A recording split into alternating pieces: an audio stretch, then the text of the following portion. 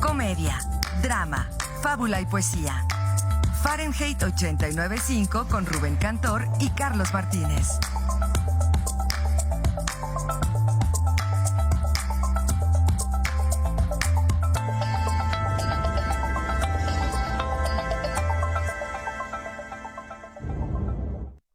Hola, muy buenos días a otra emisión más de Fahrenheit 895. Hola, Carlos. Hola, muy buenos días. Y bueno, el día de hoy vamos a recomendar dos libros. ¿Tú cuál vas a recomendar, Carlos? Yo voy a recomendar uno, es de un pensador español que se llama Marcos Reutemann Rothman, El pensamiento sistémico, los orígenes del social conformismo, editado por Siglo XXI y la UNAM. Y yo voy a recomendar un libro que en español se llama Ruido de Fondo. El título original es White Noise y el autor se llama Don DeLillo. Y bueno, voy a comenzar comentando cómo fue que llegué a este libro. Recientemente se estrenó la película Ruido de Fondo, que está en Netflix, que les recomiendo muchísimo en la plataforma de películas. La película pues me gustó muchísimo y a partir de eso llegué al libro, escrito por Don DeLillo, quien ganó un premio, ahorita les digo, el National Book Award en el 85 cuando escribió este libro, que es un premio muy importante en Estados Unidos. Y bueno, fue como su tercera novela. Y en esta obra, el protagonista es un profesor de universidad que se especializa en Hitler. Como que él fundó en su universidad los estudios hitlerianos. Y a partir de eso, pues como nadie más tenía un departamento de Hitler nada más, se volvió famoso internacionalmente. Y pues cosas curiosas del personaje, no habla alemán. Y le pide a sus alumnos que tomen un año de alemán, aunque él no habla alemán. Y pues ahí en la novela vemos que viene un congreso de Hitler que va a suceder ahí en la universidad y empieza a tomar clases de alemán. Pero bueno, está esta historia del protagonista que tiene ahí como sus clases sobre Hitler y es experto. Y a la par ocurre algo, un desastre natural, que un tren que cargaba material tóxico colapsa y como hace poco pasó en Estados Unidos con un tren y choca con un tráiler y entonces causa una nube que cubre todo el pueblo y esa nube va moviéndose y pues al principio los habitantes como que no se lo toman en serio y siguen con sus vidas hasta que de repente ya es una emergencia pues sí tóxica y empiezan a huir y así comienza la primera mitad del libro, ¿no? Con ese desastre tóxico. Y a partir de ahí vemos cómo los personajes van sufriendo las consecuencias de este desastre. Y recomiendo mucho a Don DeLillo porque critica mucho la cultura del consumismo, el capitalismo. Y aunque él es norteamericano, es un crítico muy duro sobre la cultura que propaga Estados Unidos de consumir y de ir al supermercado y a Disney ir a Estados Unidos. Y entonces pues ya él aquí critica todo eso y muchas de las escenas de la novela ocurren en el supermercado y cómo los protagonistas platican sobre los productos que quieren comprar, de por qué tal producto tiene esta imagen, a qué sabe tal chicle y empiezan a hablar como de mucho de productos. Y bueno, creo que el pretexto que utiliza el autor sobre este desastre tóxico solo lo utiliza como para criticar todas estas cuestiones. Entonces el libro está lleno de comentarios agudos sobre la forma de vida que tenemos y aunque fue escrito en el 85 creo que es muy, muy, muy actual. Critica mucho cómo las familias cada vez platican menos entre ellas, como más que con los celulares.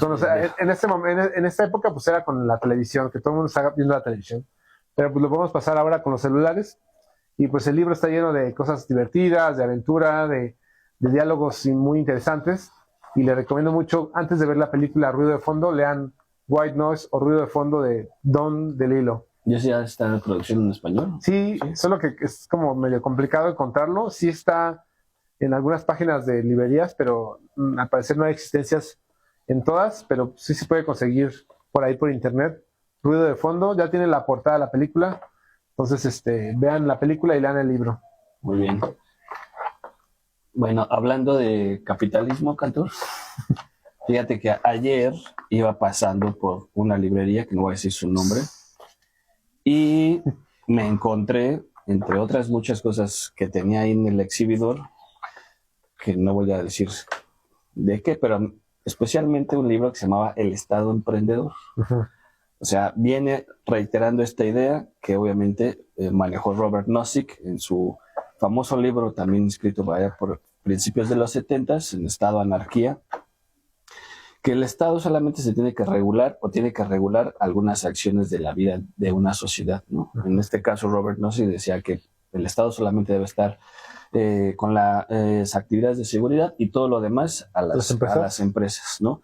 Entonces, esta idea del Estado emprendedor viene con la misma idea, viene con una respuesta a decir que no, obviamente las empresas privadas no son un mito de aquel que destruye y que no invierte, que hace desastres ecológicos, los deja ahí y se va a otro país y continúa, ¿no? Como lo hemos observado a través de muchas partes en el mundo y también aquí en México. Entonces, esos libros que se siguen vendiendo y que siguen siendo como queriendo dar la intención de que el libre mercado es el que tiene que regular la vida de una nación, bueno, pues Marcus Reutemann en el pensamiento sistémico, los orígenes del social conformismo. ¿Qué es este libro? Que es este librito de 120 páginas. A veces uno no tiene que escribir muchas páginas, 120 páginas. Este libro, de verdad, se lo recomiendo mucho, está increíble. Es de un pensador español. Es la respuesta a todo este tipo de conocimiento o de literatura, digamos, política, científica, ¿no? Donde solamente las libres empresas son las que tienen que regular la vida de una nación. Y Michael Reutemann dice que, bueno, todos estos esfuerzos del capitalismo es por ir destruyendo el pensamiento crítico, el juicio crítico, que él llama, ¿no? De la sociedad, y que lo que va dejando es precisamente un pensamiento social del conformismo, ¿no? O sea, pues tú no digas nada, tú no hables, tú no pienses, tú aceptas las reglas que te da el mercado.